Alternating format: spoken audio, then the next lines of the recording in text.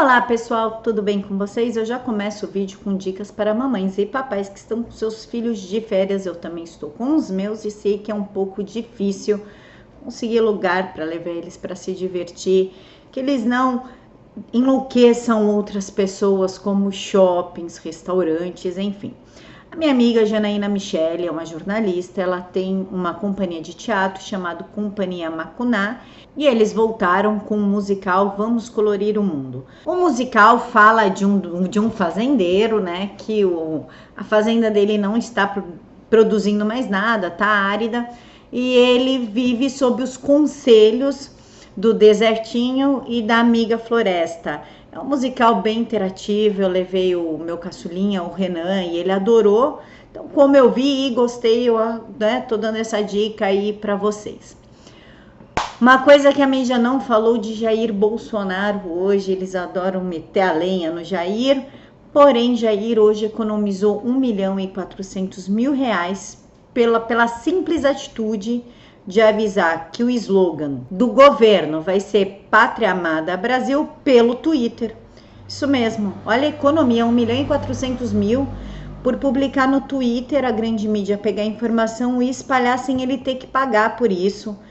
Isso é uma excelente economia e eu espero que isso se reverta para a população. Antes de começar o vídeo aqui, vamos ter uma conversa com as feministas.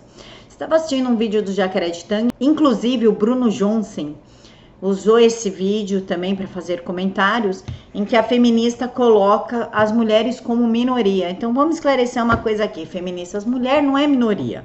Primeiro que nós somos em maior número do que os homens, existem mais mulheres do que homens. Segundo que as mulheres já ocupam o maior número de cargos de chefia. E terceiro que muitas mulheres são chefes de família e muitas delas ganhando até mais que o marido. Minha querida feminista, deixa eu só te contar uma coisinha, a minoria deve ser essas feministas aí nesse seu mundinho caótico, de gente fraca, sustentada pelos pais, que não sabe o que é lutar pela vida. Eu, as minhas amigas aqui do canal, temos família, sustentamos nossos filhos, corremos atrás das coisas. A minha mãe, a gente mora na zona norte de São Paulo, minha mãe trabalha em Osasco, minha mãe vai fazer 62 anos. Minha mãe pega 8 conduções por dia, 4 para ir para o serviço, 4 para voltar e não tá aí reclamando como vocês. Minoria nada. Nós somos fortes, determinadas, nós sabemos a importância do homem na sociedade. Ao contrário de vocês, não queremos aniquilar os homens, muito pelo contrário. Quando você desenvolve um projeto, um trabalho, enfim, com um homem, há um equilíbrio da racionalidade com o emocional.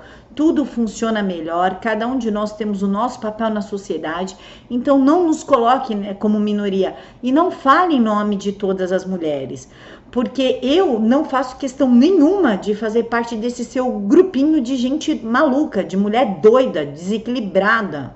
Nós, mulheres de verdade, não fazemos parte dessa sua realidade medíocre. Nós estamos preocupadas com sustentar as nossas famílias, estudar. Eu, por exemplo, sou graduanda em História, faço especialização em jornalismo digital, eu trabalho para diversos locais, eu não tenho tempo de ficar aí problematizando o homem, problematizando porque o cara estava sentado no banco. Pelo amor de Deus, a gente tem mais o que fazer. Não coloque a mulher de verdade, né, nessa visão de mulher perturbada, mulher mal amada, mulher que não tem qualquer objetivo na vida, que é a de vocês. Mulheres como nós estamos preocupadas em criar nossos filhos, crescer profissionalmente. Quem é casada, cuidar de seus maridos. Não estamos preocupadas nessas bobagens que vocês fazem de crescer pelo, se orgulhar dos pelos, raspar a cabeça, mostrar seio na Avenida Paulista. Pelo amor de Deus, nos poupe disso. Não coloquem todas as mulheres, não generalizem. O real problema é que muita gente não entende o movimento de vocês e colocam nós no meio desse balaio de gato, desse mundo medíocre que vocês fazem, desse mundo cheio de problema que vocês causam, e nós levamos a culpa, nós aguentamos as consequências. Nós, mulheres que vivemos no mundo real, que temos coisas para fazer. Então, por gentileza, queridas feministas, Fica aí debatendo no clubinho da Luluzinha problemática de vocês, no clubinho da Luluzinha neurótica, tá? Não englobem todas as mulheres, não. Eu agradeço, muito obrigada, me tirem dessa. Mas agora vamos às notícias do dia. Sérgio Moro manda 300 homens e 30 viaturas da Força Nacional pro Ceará para conter a violência no Ceará. E o Pará também já disse que vai requisitar as forças nacionais. Sérgio Moro acredita que muitos outros estados vão necessitar da Força Nacional. Isso é o maior exemplo do que esse governo, né, 16, 18 anos de PT, PMDB aí, né, o Temer, aliado do PT, causou no país. Os governos petistas no Nordeste, não só no Nordeste, Rio de Janeiro também. Olha o que esses governos socialistas, comunistas, social-democratas causaram. Romantização da bandidagem, né? Uma bandidolatria, um enaltecimento do crime, colocar bandido como vítima, auxílio carcerário maior que salário mínimo. Tudo isso foi o que levou o país ao caos da segurança pública que estamos. Isso, em partes, né, olhando por um outro prisma, até que é bom, porque agora a sociedade percebe que esse papinho de igualdade, de socialismo, é tudo balela e só leva ao caos. Nós chegamos ao caos econômico, ao caos na segurança pública, e agora o que faz? Requisita o exército, eles mesmos que foram sucateados no governo do PT, foram escrachados, foram colocados como bandidos nos livros do MEC, como torturadores, que não fizeram nada pelo país, que só torturaram, foram achincalhados, aí são requisitados para salvar os estados. E eu desejo de coração que cada estado que requisitar, que reconquiste a sua paz, que reconquiste a sua segurança.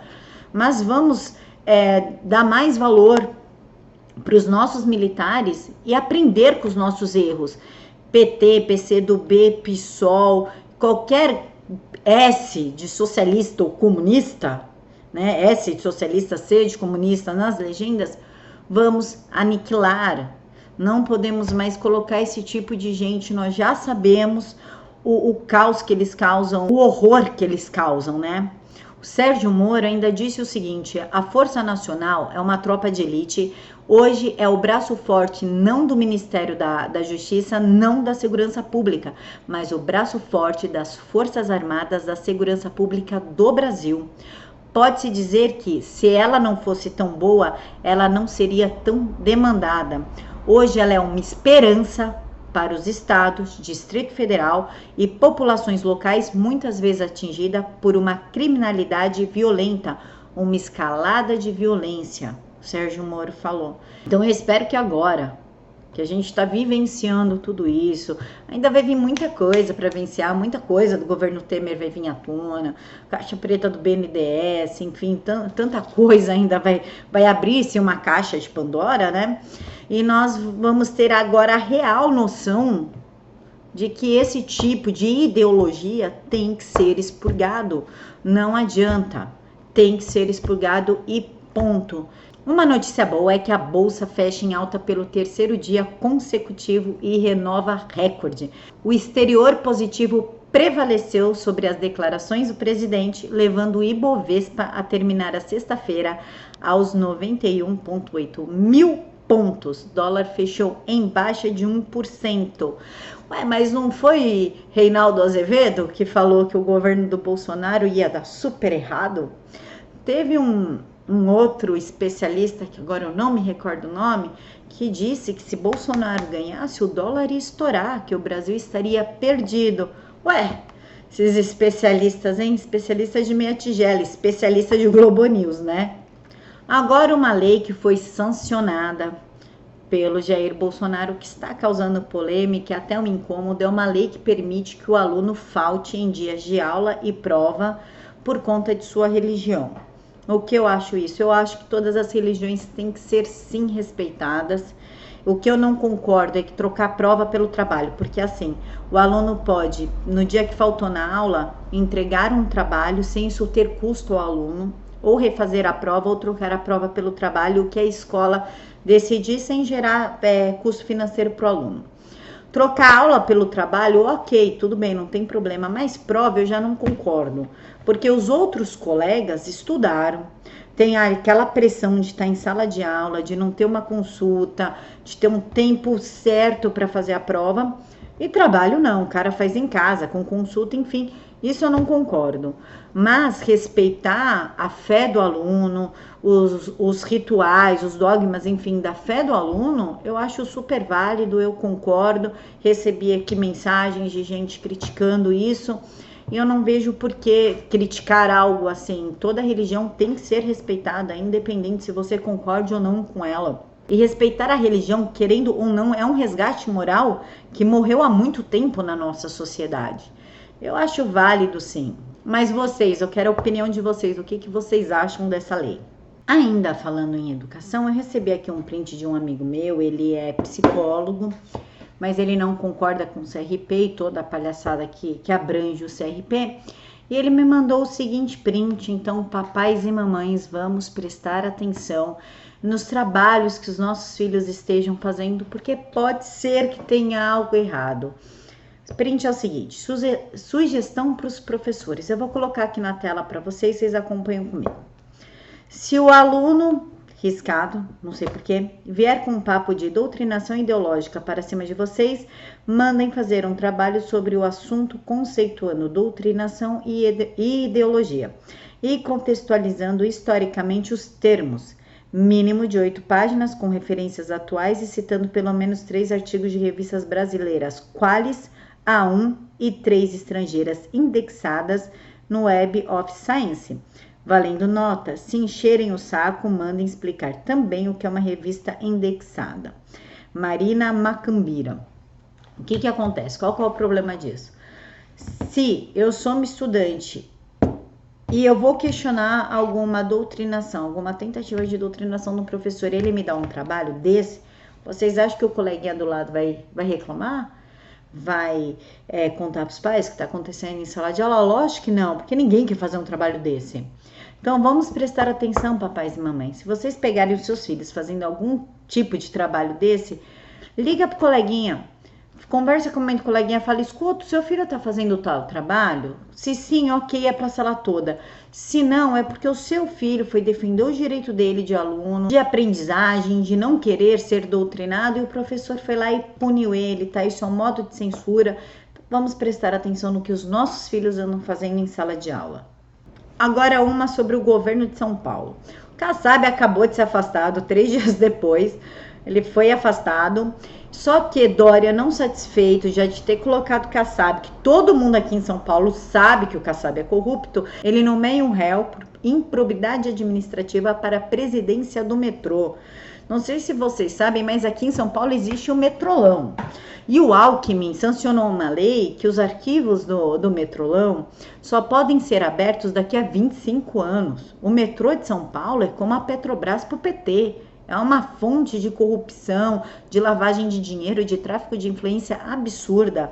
Dória, inclusive, é processado por improbidade administrativa, facilitação da Ambev, venda de licitação, quando ele foi prefeito aqui de São Paulo. Isso porque ele ficou na prefeitura acho que 1 ano e 2 meses, 1 ano e 4 meses.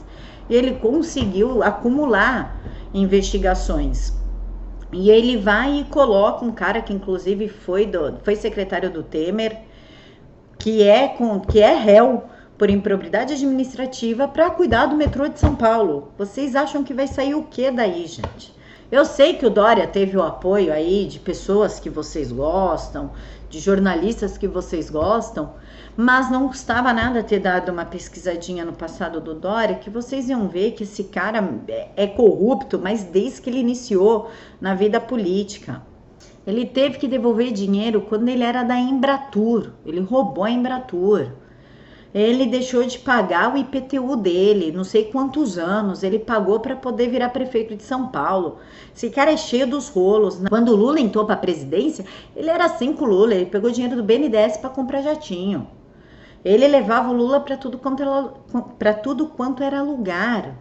Esse cara não vale nada. E ele tá como governo de São Paulo.